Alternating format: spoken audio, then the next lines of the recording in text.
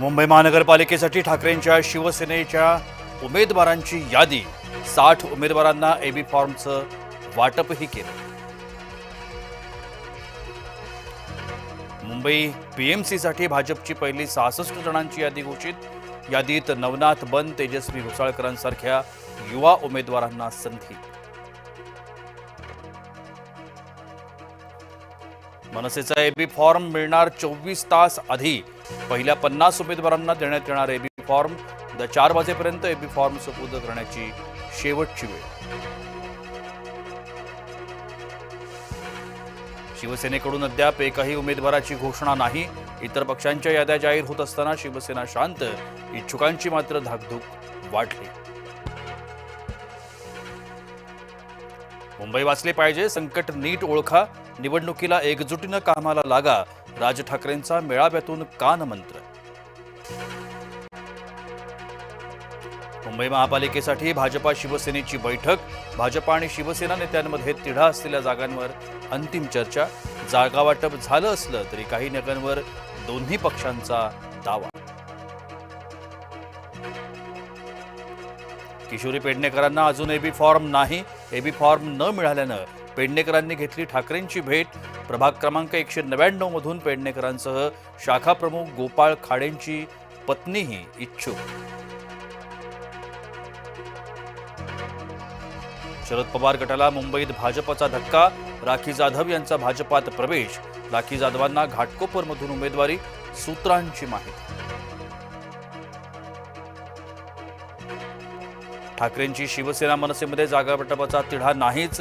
जे नाराज असतील त्यांच्याशी संवाद साधला जाईल, खासदार संजय राऊतांनी केलं स्पष्ट। घड्याळासोबत जावं ही कार्यकर्त्यांची भावना।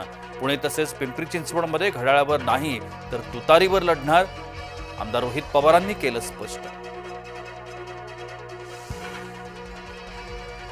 भाजपसोबत गेलेल्या अजित पवारांसोबत शरद पवार जात आहेत। दोन्ही राष्ट्रवादीच्या आघाडींबद्दल पवार गटानं उत्तर द्यावी, खासदार संजय राऊतांनी चेंडू पवारांच्या कोर्टात टाकला।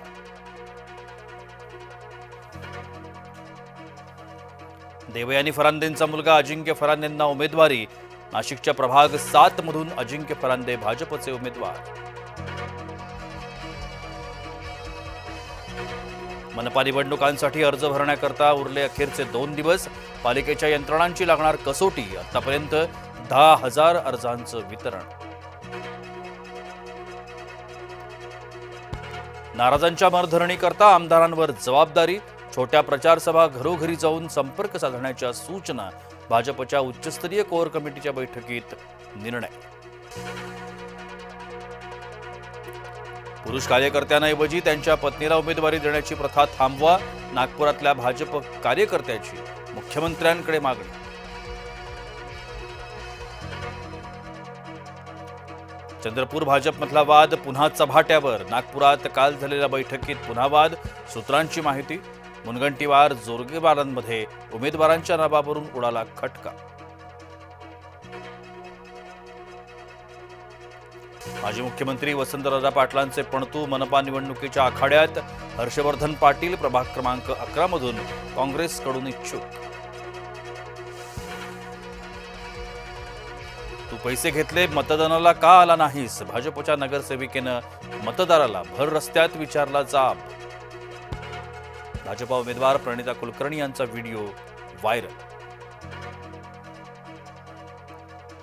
भिवंडीत आचारसंहिता भंगचा गुन्हा दाखल। माजी महापौर विलास पाटलांविरोधात गुन्ह्याची नोंद। म्हाडा कॉलनीत रस्ता बनवत असल्याचा आरोप। लाडक्या बहिणीच्या केवायसीला पुन्हा मुदतवाढ। आता 31 जानेवारीपर्यंत मिळाली मुदतवाढ। अमरावती जिल्ह्यातील बहिरम यात्रेला सुरुवात। बहिरम यात्रा भक्तांच्या गर्दीनं फुलली। ऐतिहासिक परंपरेचा उत्साह शिगेला।